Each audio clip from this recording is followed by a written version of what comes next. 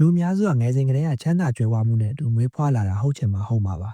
ချမ်းသာတဲ့လူတွေအတွက်ကယင်းနှိမ့်မြုပ်နှံမှုစလုပ်ဖို့ငွေကြေးများစွာတတ်နိုင်နေပေမဲ့တာမန်လူရန်စားအတွက်ကတော့ယင်းနှိမ့်မြုပ်နှံမှုစလုပ်မယ်ဆိုရင်ကိုယ့်ရဲ့ငွေကြေးအခြေအနေကိုတေချာသိထားရပါမယ်ဒါမှလည်းစနစ်တကျစီမံခန့်ခွဲပြီးတော့အနာဂတ်မှာကြွယ်ဝမှုကိုတည်ဆောက်ယူနိုင်မှာဖြစ်ပါတယ်ယင်းနှိမ့်မြုပ်နှံမှုဆိုတာကချမ်းသာတဲ့လူရန်စားအတွက်ပဲရှိနေတာမဟုတ်ဘဲနဲ့တာမန်လူတွေလည်းယင်းနှိမ့်မြုပ်နှံလို့ရပါတယ်ဒါပေမဲ့ကိုယ့်ရဲ့ငွေကြေးအခြေအနေနဲ့အသုံးစရိတ်ကိုတေချာစီစစ်ပြီးမှယင်းနှိမ့်မြုပ်နှံမှုစလုပ်ဖို့စဉ်းစားသင့်ပါတယ်။ဒီတော့ကိုကငွေရှာပြီးငွေစုဆောင်းရမယ့်အနေထားလားဒါမှမဟုတ်ယင်းနှိမ့်မြုပ်နှံမှုစလုပ်ဖို့တင့်ပြီလားဆိုတာကိုကိုယ်တိုင်သိအောင်အရင်လုပ်ရပါမယ်။မင်္ဂလာပါ Invest IQ Center ကနေကြိုဆိုပါတယ်။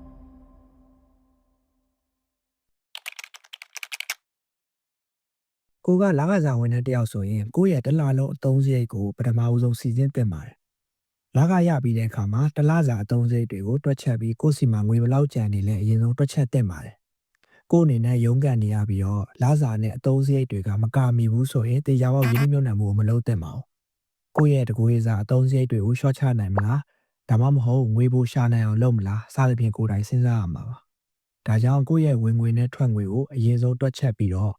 ့ငွေပိုရှိမရှိစစ်ကြည့်ဖို့လိုပါတယ်။တချို့ကအကျွေးယူပြီးတော့ယင်းနှိမ့်မြှုပ်နှံမှုလုပ်ဖို့စဉ်းစားကြတယ်။ဒါပေမဲ့အကျွေးနဲ့ဖြစ်စေမနှက်ဖြန်စားဖို့ငွေနဲ့ဖြစ်စေယင်းနှိမ့်မြှုပ်နှံမှုလုပ်မယ်ဆိုရင်နောက်ပိုင်းမှာစိတ်ဖိစီးမှုတွေကြောင့်မှားယွင်းတဲ့ဆုံးဖြတ်ချက်တွေချမိတတ်ပါတယ်။လောက်စာရပြီးတော့ဒါမှမဟုတ်လုပ်ငန်းလုပ်ပြီးတော့အသုံးစရိတ်တွေကာမိလာတယ်။ကိုယ့်စီမှာလည်းငွေပုံငွေရှန်ရှိလာပြီဆိုရင်တော့နောက်တစ်ဆင့်အနေနဲ့ကကိုယ့်စီမှာငွေဘယ်လောက်များများရှိနေပြီလဲဆိုတာကိုစစ်ဆေးကြည့်ပါ။ဒီနေရာမှာအရေးကြီးဆုံးကကိုယ့်ရဲ့တစ်လလုံးအသုံးစရိတ်တွေအိမ်လာကရေကမီးကစားတောက်စရိတ်အသုံးဆောင်ပစ္စည်းတွေပြီးရင်အခြားအထွေထွေသုံးစရိတ်စသဖြင့်စုစုပေါင်းစရိတ်ကိုတွက်ချက်ပြီးတော့အဲ့ဒီစုစုပေါင်းစရိတ်ရဲ့9လစာဒါမှမဟုတ်6လစာလောက်ကိုယ့်စီမှာအဆင့်သင့်ရှိလာအရင်ကြည့်ပါ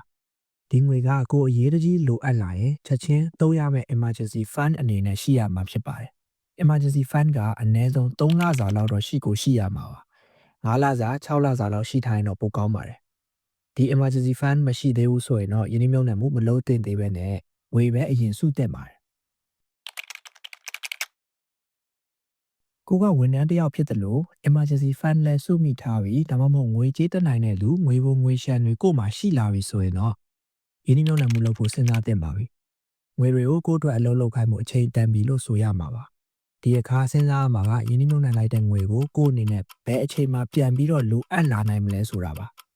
ကိုကတခုလုပ်ဖို့ရည်ရွယ်ချက်ရှိလို့ငွေတွေကိုအကြာကြီးလဲယင်းနှိမ့်မြှုပ်နှံမှုအဆင်မပြေရင်ဈေးကွက်တည်ငြိမ်ပြီးတော့အတိုးများများရတဲ့နေရာမျိုးတွေမှာပဲငွေအများဆုံးထားသင့်ပါတယ်ဥပမာကိုကတစ်နှစ်အတွင်းမှာငွေပြန်ထုတ်သုံးဖို့ရှိတယ်ဆိုရင်ဘဏ်စုငွေနဲ့ငွေချင်းစာချုပ်လိုနေရာတွေမှာပဲထားသင့်ပါတယ်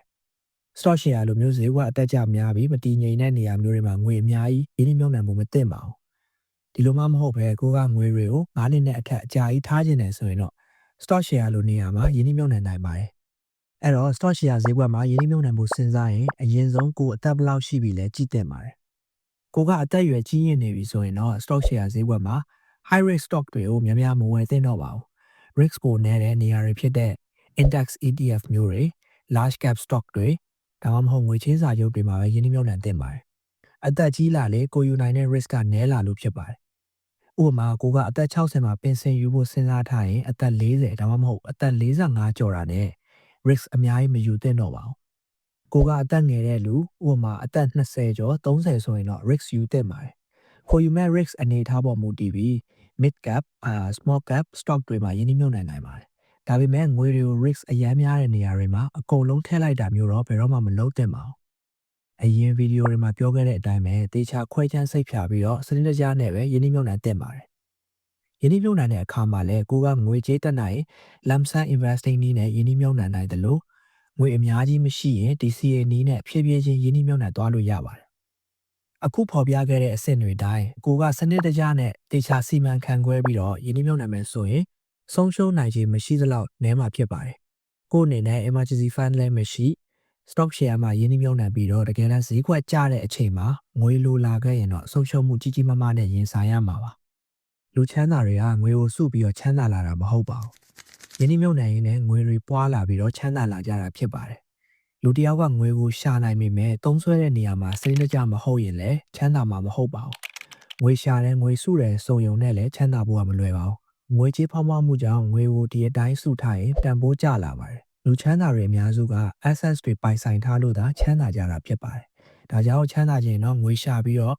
ငွေစုယုံနဲ့မလုံလောက်ဖက်နဲ့ယင်းနှိမ့်နှံမှုကိုလည်းလုပ်ရပါမယ်ယင်းနှိမ့်နှံမှုလုပ်ရင်လည်းစနစ်တကျနဲ့စီကံရှိရှိလုပ်နိုင်မှအောင်မြင်မှုရရှိမှာဖြစ်ပါတယ်